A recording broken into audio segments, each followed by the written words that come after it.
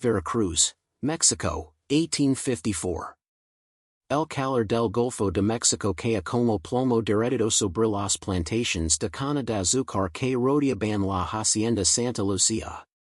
Entre los canaverals interminables, donde el sudor se mezclaba con la sangre de los trabajadores, María Dolores Santos trabajaba desde antes del amanecer hasta mucho después de la puesta del sol. Sus manos agrietadas corrían con movimientos mecánicos, mientras su mente permanecía atrapada en el terror constante de ser descubierta. Hacía 22 años que guardaba el secreto más peligroso de su existencia. Un secreto que, de revelarse, no solo la destruía ella, sino que condenaría sus dos hijos a un destino peor que la muerte. La noche del parto había sido una de esas noches donde el cielo de Veracruz se partía en rayos que iluminaban el golfo como advertencias divinas. María Dolores había dado a luz en una choza abandonada al borde de la plantación, lejos de las miradas curiosas de los capataces y de las otras trabajadoras. Solamente Josefa, una carandra anciana que había llegado a México en los últimos barcos desde África, estuvo presente cuando los gemelos nacieron. Lo que vieron esa noche les cambió la vida para siempre. Los bebés no eran en completamente niño en completamente niña. Eran hermafroditas, una condición que la iglesia y la sociedad colonial consideraban una aberración, un castigo divino, una monstruosidad de la naturaleza que debía ser eliminada. Josefa había mirado a María Dolores con ojos llenos de lágrimas y lo había dicho con voz quebrada, comadre, si alguien se entera de esto, los van a matar. O peor, los van a vender como fenómenos. En esa época, las llamadas rarezas de la naturaleza eran exhibidas en circos ambulantes, ferias regionales y reuniones privadas de la aristocracia. Personas con deformidades, enfermedades raras o condiciones inusuales eran compradas, vendidas y explotadas como objetos de entretenimiento. María Dolores no permitiría que eso les sucediera a sus hijos. Esa misma noche, mientras la tormenta rugía sobre Veracruz, tomó la decisión que definiría las próximas 2 décadas, los mantendría escondidos a cualquier costo. Durante los primeros años, esconder a los gemelos fue relativamente sencillo. María Dolores vivía en una choza alejada del resto de los trabajadores, en una zona pantanosa que los capataces evitaban por temor a las serpientes y a la malaria. Ali, en ese rincón olvidado de la hacienda, crió a Diego y Esperanza, nombres que eligió en secreto aunque jamás los llamaba así en voz alta, lejos de los ojos de la sociedad. Les enseñó a moverse en silencio, a esconderse al menor ruido de pasos, a vivir como fantasmas en su propia tierra.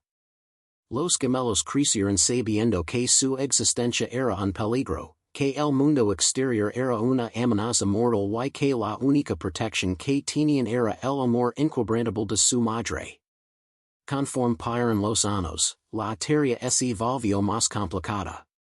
Diego y Esperanza crecieron y desarrollaron personalidades distintas, aunque sus cuerpos comparten características de ambos sexos de formas únicas.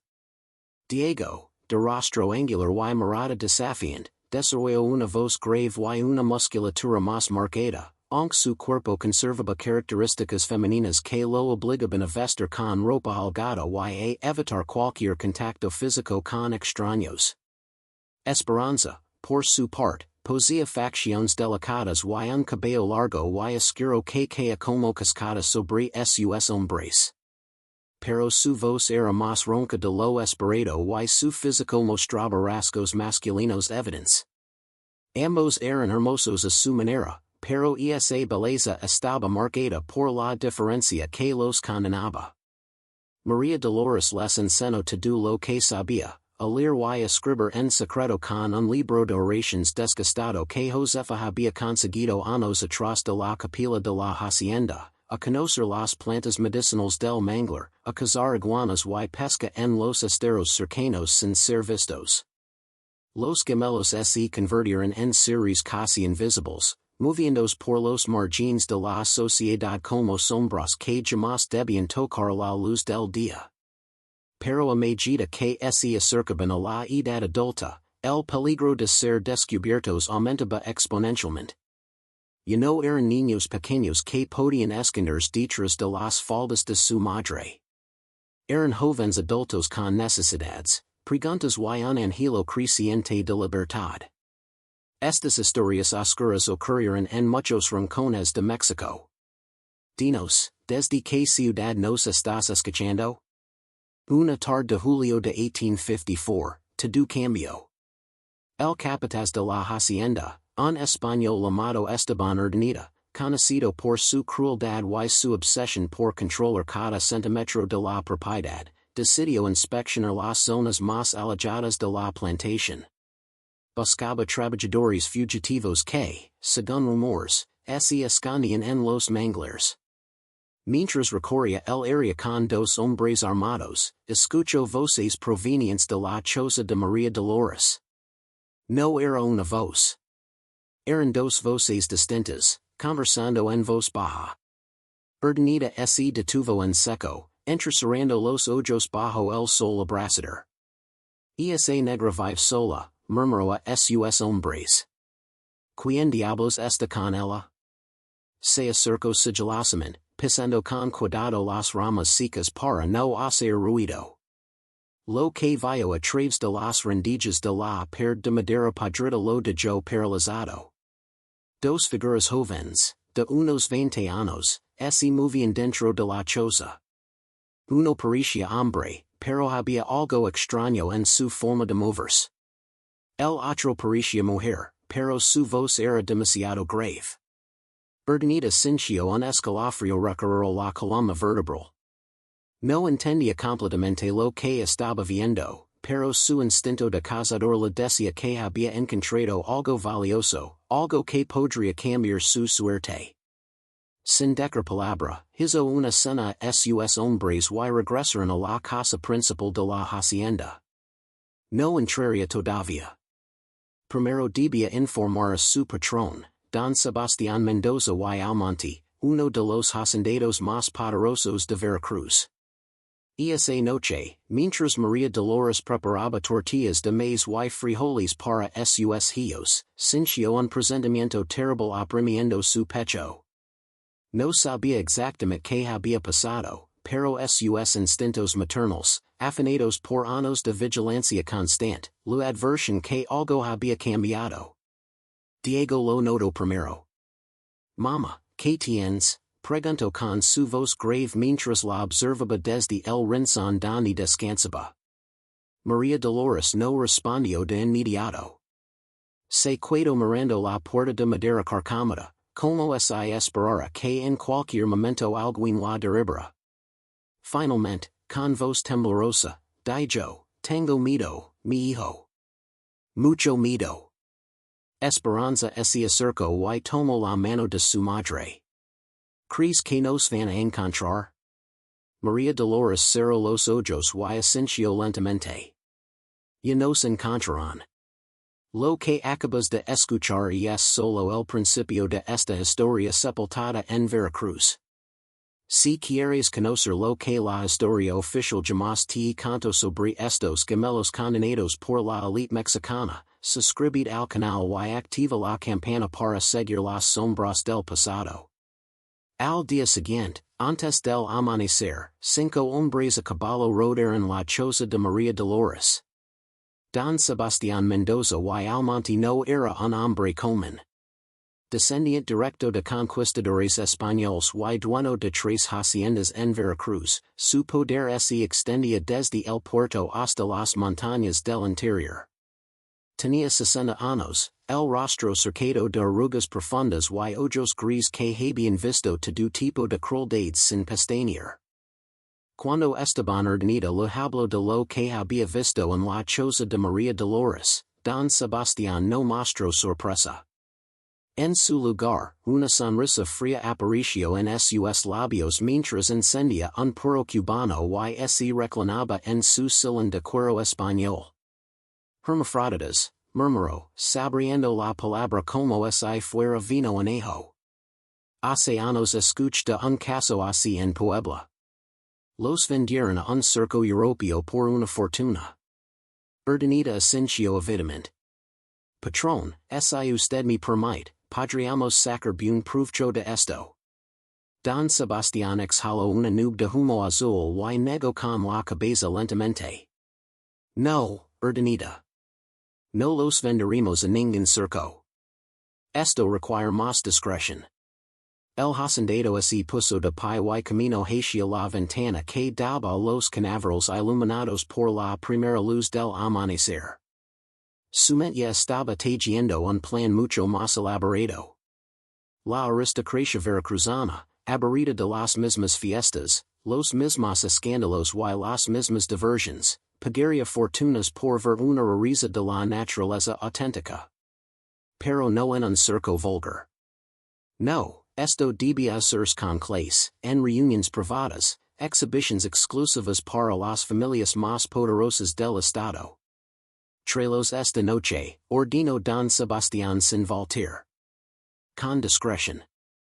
No quiero que nadie más se entere todavía. María Dolores supo que el fin había llegado cuando vio a los 5 jinetes descender de sus caballos frente a su choza. Reconoció a Urdanita de inmediato y también reconoció a Don Sebastián, aunque jamás había estado tan cerca del patrón. Los otros 3 hombres eran guardias armados con machetes y pistolas. Buenos días, María Dolores, dijo Don Sebastián con una cortesía falsa que heló la sangre de la mujer. He sabido que tienes compañía en tu humilde hogar.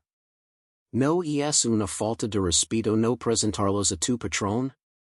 María Dolores se arrodilló en el suelo polvoriento, las manos juntas en súplica. Patrón, por favor, son mis hijos. No han hecho nada malo. Déjelos en paz. Se lo suplicó.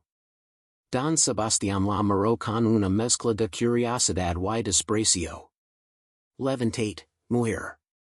No estoy aquí para discutir. Tus hijos me interesan mucho. Urdanita y 2 guardias entraron a la choza mientras Don Sebastián esperaba afuera fumando tranquilamente. Dentro, Diego y Esperanza se habían acercado en el rincón más oscuro, abrazados el uno al otro, como lo habían hecho desde niños cuando tenían nido. Salgan, ordenó Urdanita con voz dura. Nadie se movió. Salgan o los saco a golpes. Diego fue el primero en ponerse de pie. Su estatura era considerable, casi un metro 80, y su mirada desafiante hizo que Urdanita retrocediera instintivamente antes de recomponerse. ¿Qué quieren de nosotros?, preguntó Diego con voz firme a pesar del terror que sentía. Urdanita sonrió con malicia. El patrón quiere conocerlos. Deberían sentirse honrados. Esperanza también se puso de pie, tomando la mano de su hermano. No iremos a ningún lado, dijo con su voz ronca y decidida. Lo que sucedió después fue rápido y brutal. Los guardias agarraron a Diego y Esperanza por los brazos, ignorando sus gritos y sus intentos de resistencia. María Dolores se lanzó contra Urdanita, arenando el rostro con desesperación, pero uno de los hombres la golpeó con la colada del machete en el estómago, dejándola tirada en el suelo sin aire. Mama, gritó Esperanza con lágrimas corriendo por sus mejillas. Don Sebastián entró entonces a la choza, observando a los gemelos con ojos brillantes de fascinación. Se acercó lentamente a Diego, estudiando su rostro, su cuerpo, cada detalle con una curiosidad científica y enfermiza. Luego hizo lo mismo con Esperanza. Extraordinario, murmuró para sí mismo. Absolutamente extraordinario. La naturaleza es caprichosa, ¿no es cierto? Diego escupió en dirección a Don Sebastián, aunque la saliva cayó al suelo antes de alcanzarlo. No somos animales de circo. Somos personas. Don Sebastián limpió una moto de polvo de su traje y sonrió con condescendencia. Personas, dices. Que idealista. Se giro hacia ernida. Levelos a la casa principal. Preparan la habitación del ala este. Quiero que estén cómodos. Por ahora. Los guardias arrastraron a Diego y Esperanza fuera de la choza, mientras María Dolores, todavía retorciéndose de dolor en el suelo, gritaba con voz quebrada, por favor, son mis hijos. No así los lev. Se los ruego, patrón. Haga conmigo lo que quiera, pero déjelos ir. Don Sebastián no volteó. Simplemente montó su caballo y se alejó mientras el sol de Veracruz comenzaba a calentar despiadadamente el día. En la mansión principal de la hacienda Santa Lucía, los gemelos fueron llevados a una habitación del ala este que, aunque lujosa comparada con su choza, era en realidad una prisión disfrazada. Las ventanas tenían barrotes de hierro forjado escondidos detrás de cortinas de terciopelo. La puerta tenía un grueso cerrojo por fuera. Diego golpeó la puerta con los puños hasta que sus nudillos sangraron. Déjenos salir. No tienen derecho. Esperanza se dejó caer en la cama con dosel, temblando de miedo y furia. Diego, para. No nos van a escuchar. Diego se giró hacia su hermana, el rostro contorsionado por la impotencia. No podemos quedarnos aquí, ¿entiendes? Nos van a usar como. No pudo terminar la frase. Esperanza asintió lentamente. Lo sé. Esa noche, Don Sebastián envió a una sirvienta india con comida, pollo guisado, arroz, tortillas recién hechas y agua fresca. Los gemelos no tocaron nada. El patrón dice que deben comer, insistió la sirvienta con voz asustada. Diego la miró fijamente. Dile a tu patrón que se pudra. La sirvienta salió corriendo y minutos después, ordenada entró con dos guardias. Escuchen bien, dijo con voz glacial. Puden cooperar y vivir con comodidades, o puden resistirse y conocer el sótano de esta casa, donde nadie escucha los gritos. Ustedes deciden. Esperanza apretó la mano de Diego. Ambos entendieron que resistirse en ese momento solo traería más dolor. Debían esperar, observar, buscar una oportunidad. Comeremos, dijo Esperanza finalmente con voz apenas audible. 3 días después, Don Sebastián mandó llamar a un médico de confianza de Veracruz. El doctor Emilio Vargas era conocido en círculos privados por su fascinación con las animalias humanas y su falta de escrúpulos éticos. Cuando examinó a Diego y Esperanza, tomó notas detalladas con letra pequeña y precisa en un cuaderno de cuero. Fascinante, repitió una y otra vez mientras los gemelos permanecían de pie, humiliados, expuestos como animales en inspección. Hermafroditismo verdadero en gemelos. Esto es rarísimo, Don Sebastián. Esto vale más de lo que usted imagina. El hacendado sonrió satisfecho. Lo sé, doctor. Por eso lo lame. Necesito que los mantenga saludables. Tengo planes para ellos. Cuando el doctor Vargas se retiró, Diego y Esperanza quedaron solos en su prisión de lujo. Esa noche, mientras la luna llena iluminaba Veracruz a través de los barrotes enmascarados, Esperanza susurró, Diego, ¿crees que mamá está bien? Diego cerró los ojos, apretando los dientes para no llorar. No lo sé. Pero tenemos que sobrevivir. Si sobrevivimos, encontraremos la forma de salir de aquí. Esperanza sintió, aunque en su corazón sabía que las probabilidades eran mínimas. Y si no salimos nunca. Diego la abrazó con fuerza. Entonces hermos que se arrepienten de habernos encerrado.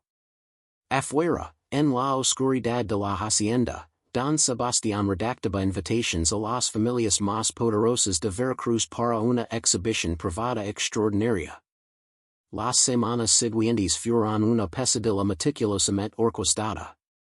Don Sebastián contrató a modistas para confeccionar ropa especial para los gemelos, vestidos elaborados que acentuaban sus características únicas sin revelar demasiado, pero suficiente para despertar la curiosidad morbosa de los espectadores. Diego fue obligado a usar trajes que mezclaban elementos masculinos y femeninos de manera deliberadamente confusa. Esperanza, por su parte, debía vestir con blusas de encaje y pantalones de manta, una combinación que en esa época era considerada escandalosa. Ambos eran peinados, maquillados y presentados como si fueran obras de arte vivientes, países de museo que respiraban y sangraban, pero que habían perdido todo derecho a la dignidad. La primera exhibición se realizó un sábado de agosto en el salón principal de la mansión. 25 invitados de la élite veracruzana llegaron en carruajes lujosos, hacendados, comerciantes ricos, enjuagues, dos militares de alto rango y varias matronas de la sociedad que presumían de su refinamiento europeo. Todos llevaban ropa importada de Francia y España, joyas que brillaban bajo las lámparas de araña y expresiones de anticipación apenas contenida. Don Sebastián los recibió con champán francés y puros cubanos, creando un ambiente de fiesta exclusiva antes de revelar la atracción principal. Mis estimados amigos, anuncio con voz grave y teatral, esta noche serán testigos de un fenómeno que la naturaleza produce una vez cada 100 años. Diego y Esperanza fueron traídos al salón por ordenado y dos guardias. Las luces se atenuaron, excepto por un foco de velas que iluminaba el centro del salón, donde los gemelos fueron obligados a pararse sobre una plataforma giratoria de madera. Los murmullos comenzaron de inmediato. Dios mío, ¿es real? Nunca había visto algo así. Son hermanos. Mira su rostro. Es casi hermoso, pero. Diego mantenía la cabeza alta, los ojos fijos en un punto lejano de la pared, negándose a darles a esos monstruos elegantes la satisfacción de ver su humiliación. Esperanza temblaba ligeramente, pero también se negaba a llorar. Habían prometido no darles ese placer. Don Sebastián comenzó su presentación como si fuera el maestro de ceremonias de un circo macabro. Como pueden observar, estos hermanos gemelos presentan una condición extremadamente rara conocida como hermafroditismo. Cada uno posee características de ambos sexos, una maravilla de la naturaleza que desafía nuestras concepciones tradicionales de género. Camino alrededor de la plataforma, señalando con un bastón de mano como si estuviera dando una clase de anatomía. Noten la estructura ósea, la distribución muscular, las características faciales. Según el Dr. Vargas, quien los ha examinado extensamente, son especímenes perfectamente sanos y funcionales. Una matrona con un vestido de seda azul se abanicaba nerviosamente. Don Sebastián, ¿tienen conciencia? ¿Piensan como nosotros? El hacendado sonrió. Oh, sí, don Elvira. Son completamente conscientes. Esa respuesta provocó un silencio incómodo. Algunos invitados desviaron la mirada, sintiendo quizás por primera vez un atisbo de culpa. Pero otros se acercaron más, fascinados, tocando a los gemelos como si fueran estatuas en un museo. Una mano tocó el brazo de Diego, otra pasó por el cabello de Esperanza. Un hombre mayor intentó levantar la falda del vestido de Diego para verificar la autenticidad, pero Diego le dio un golpe que lo hizo retroceder. No me toques, cerdo. El salón se llenó de exclamaciones escandalizadas. Don Sebastián intervino rápidamente, disculpándose con el invitado ofendido y ordenando a los guardias que sujetaran mejor a Diego. Mis disculpas, Don Rodrigo. Los especímenes on no están completamente domesticados. Diego escupió las palabras con veneno. No somos especímenes. Somos personas, malditos animals. El resto de la noche fue un borrón de miradas, preguntas humilantes y el peso insoportable de ser observados como fenómenos de feria. Cuando finalmente fueron devueltos a su habitación prisión, Diego golpeó la pared hasta que sus nudillos volvieron a sangrar. Esperanza se acurrucó en la cama, sollozando por primera vez desde que los habían capturado. No puedo más, Diego. No puedo seguir siendo mirada así. Me siento sucia. Me siento como si ella no fuera humana. Diego se sentó a su lado, abrazándola con fuerza a pesar de sus propias manos sangrantes. Escúchame bien, Esperanza. Somos humanos. Somos más humanos que esos monstruos vestidos de seda. Y vamos a sobrevivir. ¿Me escuchas? Vamos a sobrevivir. Las exhibiciones continuarán.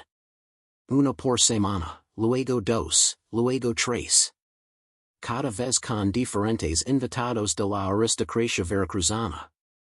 Don Sebastián cobraba sumas exorbitantes por cada entrada, 500 pesos por persona, una fortuna en 1854. Los Gemelos se convirtieron en la atracción más codiciada de Veracruz, un secreto a voces entre la élite. Se corrían rumores en los salones de té, en los clubes privados, en las reuniones de negocios. ¿Has visto a los Gemelos de Mendoza? Dicen que son una maravilla de la naturaleza.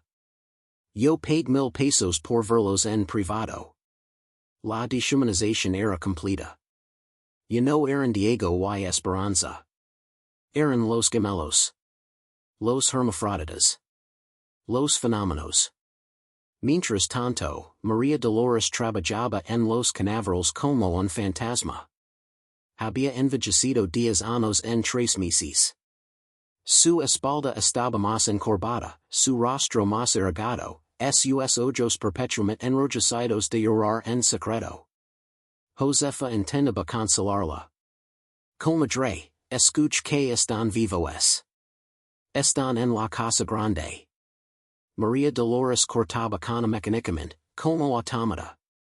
Estar vivo no es suficiente, Josefa. Los están exhibiendo como animals. Mi alma se está muriendo sabiendo que mis hijos están sufriendo y no puedo hacer nada. Josefa tomó su mano con fuerza. Entonces rezamos.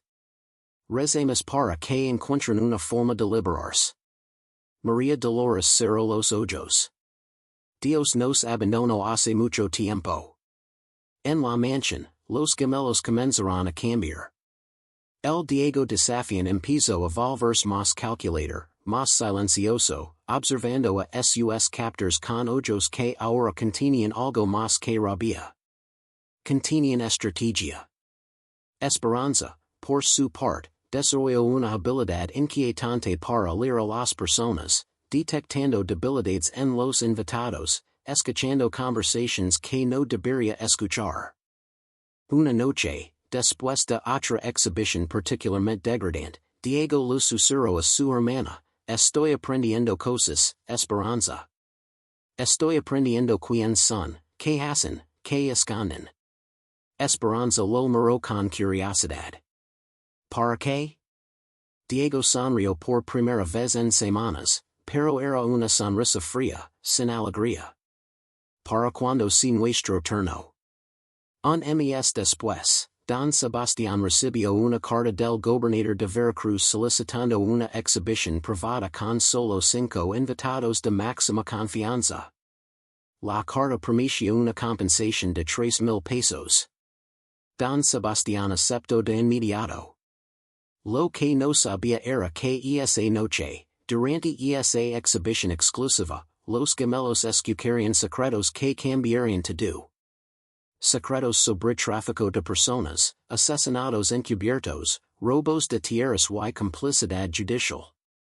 Secretos que, documentados adecuadamente, podrían destruir a las familias más poderosas de México. Y los Gemelos comenzaron a documentar. Fue Esperanza quien encontró el diario durante una de las pocas horas en que los dejaban solos sin supervisión directa. Mientras exploraba los rincones de su prisión lujosa buscando alguna forma de escape, descubrió un escritorio antiguo con un cajón secreto. Dentro había un cuaderno de cuero virgen, plumas de escribir y un tintero olvidado. Diego, susurró con urgencia. Mira esto. Diego examinó el hallazgo con ojos brillantes. ¿Sabes lo que podemos hacer con esto? Esperanza sintió lentamente, entendiendo de inmediato la magnitud del descubrimiento. Comenzarían a escribir. Documentarían cada nombre, cada rostro, cada secreto susurrado que escucharon durante las exhibiciones. Crearían un registro de todos los crímenes y pecados de la élite veracruzana que tanto disfrutaba de su humiliación. La primera entrada del diario fue escrita por Diego con letra firme y rabiosa en la noche del 15 de septiembre de 1854. Hoy nos exhibieron como animales frente a veintidos monstruos vestidos de seda. Entre ellos estaba Don Rodrigo Villarreal, quien admitió abiertamente haber asesinado a un rival comercial en Jalapa, sobornando al juez municipal. Todos rieron como si fuera una anécdota graciosa. Recordaremos su nombre. Recordaremos su rostro. Y algún día pagará. Esperanza añadió su propia entrada de baño, con su caligrafía más delicada y controlada. La esposa del gobernador, Dona Mercedes Ochoa, preguntó si podía comprarnos para su colección privada de curiosidades. Don Sebastián dijo que lo consideraría. Nos tratan como objetos. Pero sus palabras revelan que temen ser juzgados por Dios. Nosotros seremos ese juicio. A medida que pasaban los meses, el diario se convirtió en un compendio oscuro y detalado de la corrupción veracruzana. Los Gemelos desarrollaron una rutina meticulosa. Durante las exhibiciones, mantenían los ojos bajos, pero los oídos completamente abiertos. La aristocracia, embriagada por el champán y la sensación de superioridad, hablaba libremente frente a ellos, como si Diego y Esperanza fueran muebles decorativos sin capacidad de comprensión. Era un error fatal. Don Sebastián mencionó que había quemado una aldea entera de indígenas para expandir sus tierras, escribió Diego en octubre. Dijo que les prendió fuego mientras dormían. Nadie investigó por qué sobornó al comandante militar. Esperanza agregó, escucha Dona Elvira confesar que envenenó a su primer esposo con arsénico para casarse con su amante. Loro de risa contándolo. El diario creció, página tras página de maldad documentada con precisión quirúrgica. Nombres, fechas, detalles específicos de cada crimen. Fraudes, asesinatos, violations, robos, tráfico de personas, sobornos judiciales, abusos eclesiásticos. La élite de Veracruz se desnudaba completamente frente a los Gemelos, revelando la podredumbre que se escondía detrás de sus modelos refinados y su supuesta piedad cristiana. Somos confesores involuntarios, escribió Esperanza en noviembre. Saben que no podemos decir nada, así que nos cuentan todo. No saben que lo estamos guardando. No saben que este silencio es temporal. Pero mantener el diario oculto era cada vez más difícil. Urdaneta aumentó las inspecciones de la habitación, buscando cualquier signo de rebeldía o planes de escape. Los Gemelos tuvieron que volverse creativos. Escondieron el diario en el colchón primero, luego detrás de un ladrillo suelto en la pared, luego dentro de una Biblia que les habían dado para su educación espiritual. Escribían solo en las noches más oscuras, cuando la luna nueva dejaba la mansión sumida en tinieblas. Usaban el tintero con extrema moderación, diluéndolo con agua cuando era necesario. Y siempre, uno vigilaba mientras el otro escribía. En diciembre de 1854, algo cambió. Don Sebastián comenzó a recibir ofertas de compradores internacionales. Un empresario de circo británico ofreció 10,000 libras esterlinas por los gemelos. Un coleccionista francés especializado en gabinetes de curiosidades humanas ofreció 15,000 francos. Un médico alemán que estudiaba animales congénitas ofreció participación en sus publicaciones científicas, además de dinero. Don Sebastián los rechazó todos. No porque tuviera escrúpulos, sino porque había descubierto que podía ganar más dinero manteniéndolos en Veracruz y cobrando por exhibiciones exclusivas indefinidamente. Son mi mina de oro, le dijo a ordenado una noche que los gemelos escucharan desde su habitación. ¿Por qué venderlos cuando puedo explotarlos para siempre? Esa frase fue el punto de quiebre. Diego y Esperanza entendieron que nunca los liberarían, que morirían en esa jaula de oro, exhibidos hasta que sus cuerpos se rindieran o sus mentes se quebraran. Tenemos que salir, dijo Diego con voz desesperada. No importa cómo, no importa cuándo, pero tenemos que salir. Esperanza tocó el diario escondido. Y cuando salgamos, levaremos esto con nosotros. Y es nuestra única arma. Diego asintió. Y es más que un arma. Y es nuestra justicia. Los años pasaron. 1855, 1856, 1857. Las exhibiciones continuaron sin cesar. Los gemelos cumplieron 25 años, luego 28, luego 30. Su juventud se consumía en esa prisión, pero algo dentro de ellos no se rompía. Al contrario, se endurecía, se volvía más afilado, más peligroso. El diario creció hasta leer casi 200 páginas de secretos explosivos. Si esto liga a manos de las autoridades federales en Ciudad de México, escribió Esperanza en 1860, medio Veracruz iría prisión.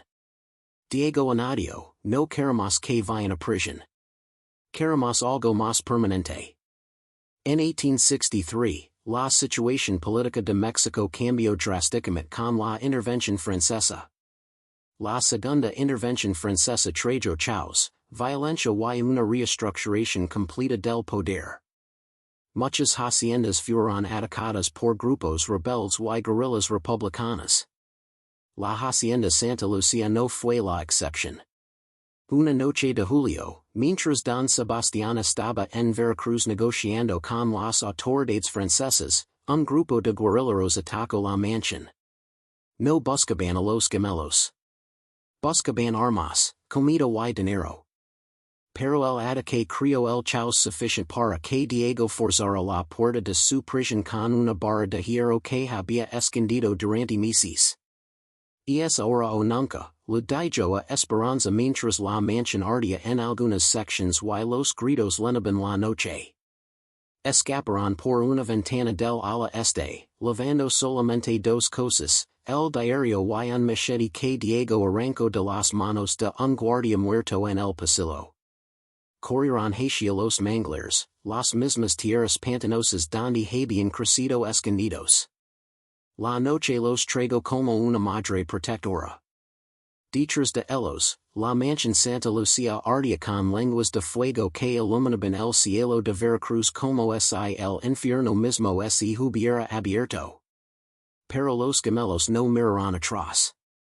Los primeros días de libertad fueron más difíciles que todos los años de cautiverio. Diego y Esperanza se escondieron en los manglares, durmiendo en el lodo, comiendo iguanas y races, moviéndose solo de noche. Sabían que Don Sebastián los buscaría con furia desmedida. Habían sido su posición más valiosa, su fuente de ingresos más constante. No los dejaría ir sin luchar. Durante 2 semanas evadieron patrolas de búsqueda que peinaban la zona con perros y antorchas. Encuentrenlos, rugia la voz de Don Sebastián en la distancia. Los quiero vivos. Valen más que todas sus vidas juntas. Pero los gemelos conocen esos pantanos mejor que nadie. Eran invisibles, fantasmas en su propio territorio. Finalmente decidieron que esconderse no era suficiente. Tenían el diario, tenían la verdad, y tenían sed de justicia. Necesitamos encontrar a alguien que pueda usar esta información.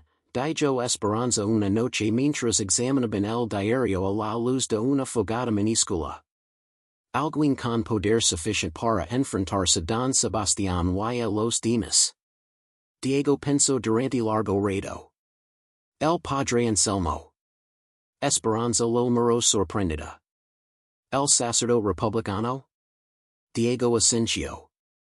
Mamá me habló de él una vez. Dijo que era el único hombre honesto en todo Veracruz. Ayudaba fugitivos, denunciaba abusos.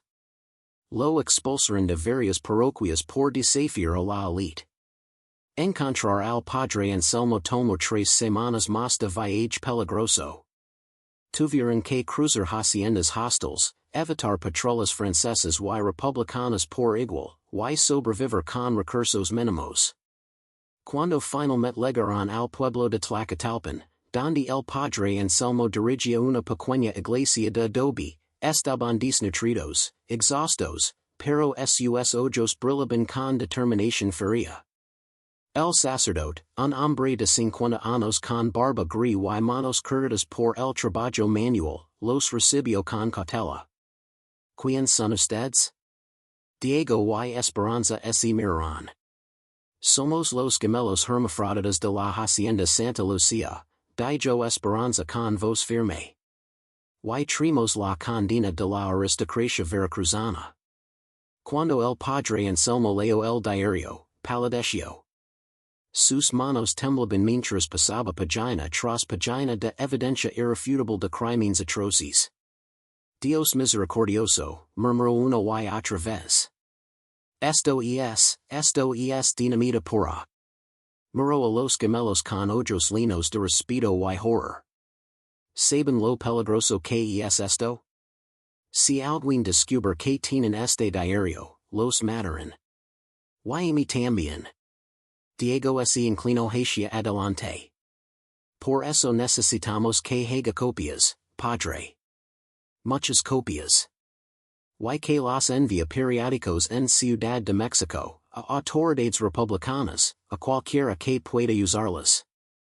El padre Anselmo cerró los ojos, rezando en silencio. Finalmente sintió. Lo hair.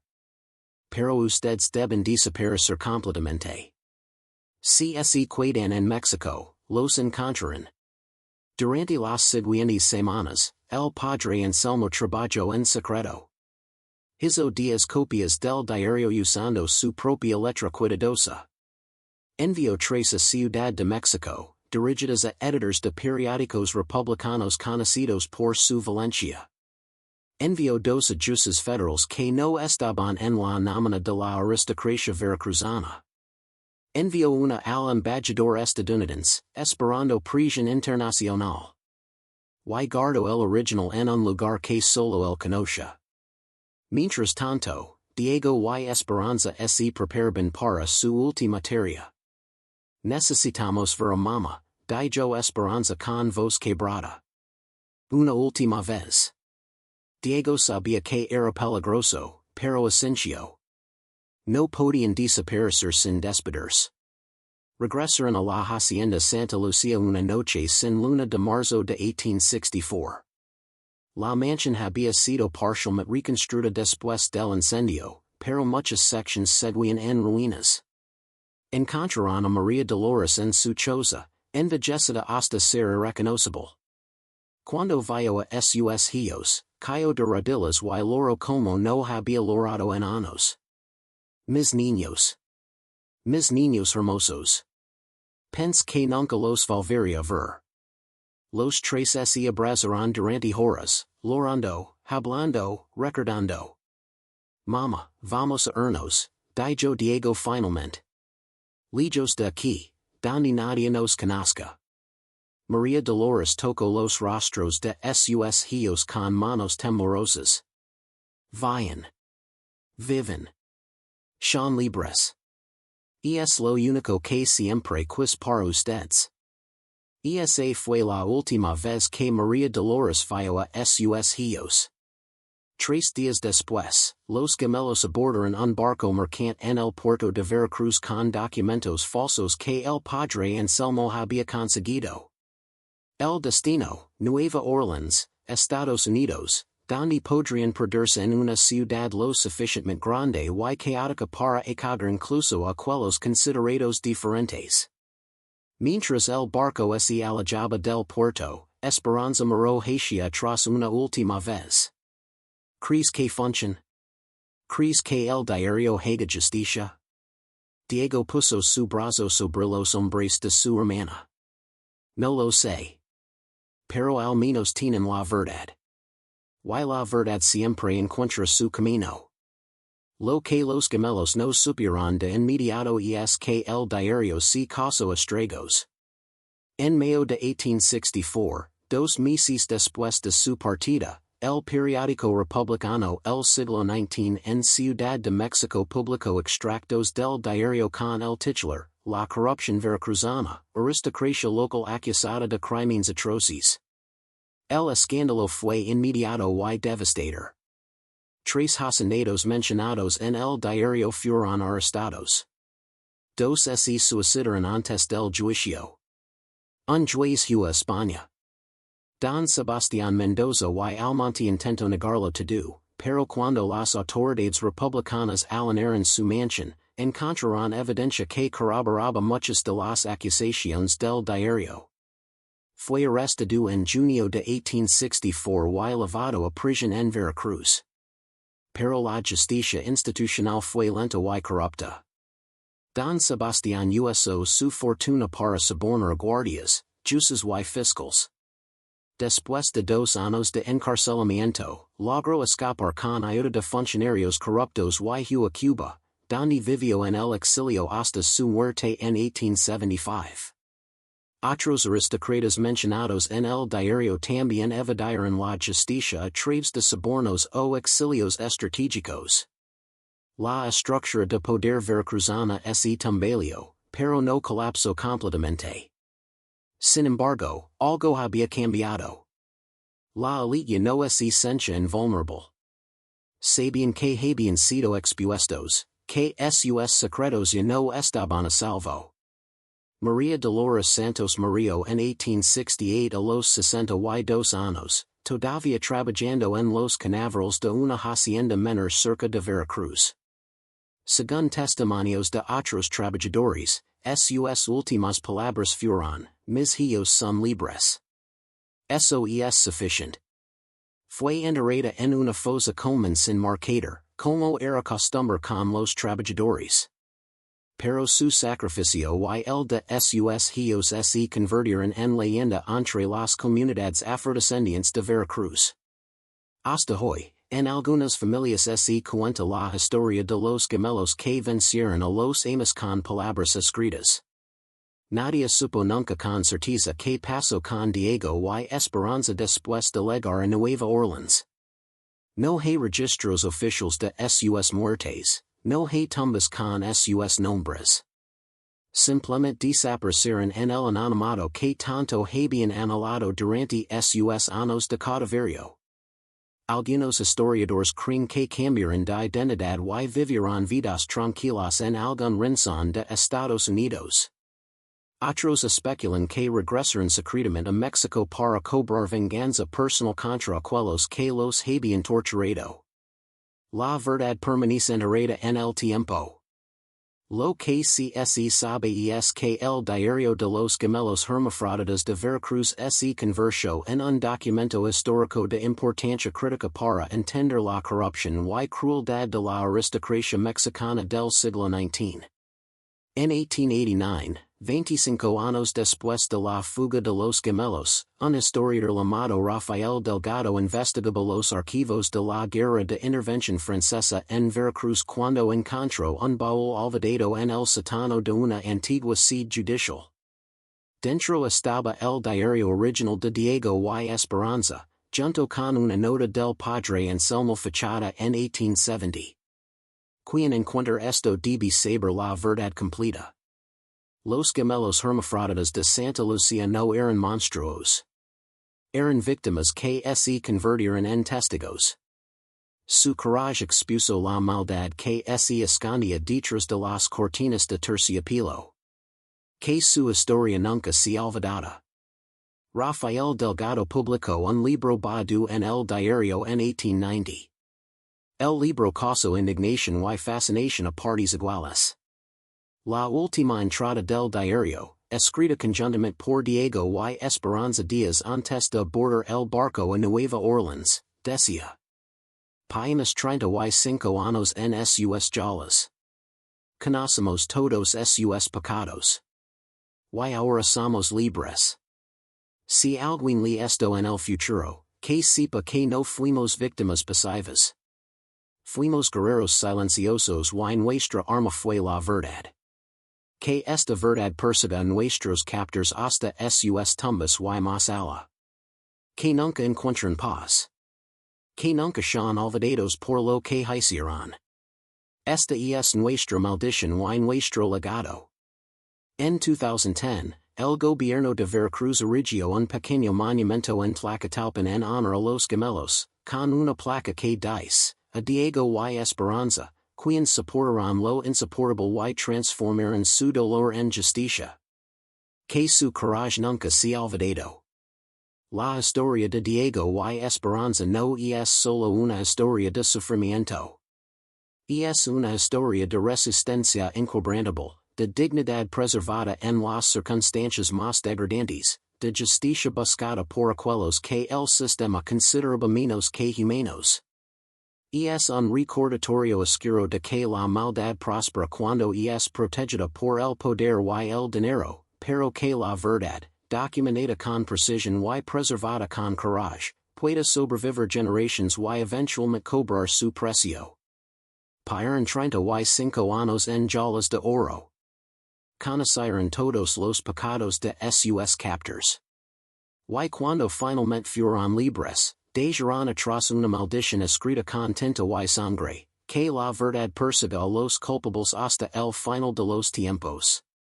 Y en Veracruz, en las noches sin luna, todavía se susurra que los gemelos nunca se fueron realmente, que sus sombras caminan por las ruinas de las antiguas haciendas, que su justicia aún no está completa, que la verdad sigue cobrando víctimas.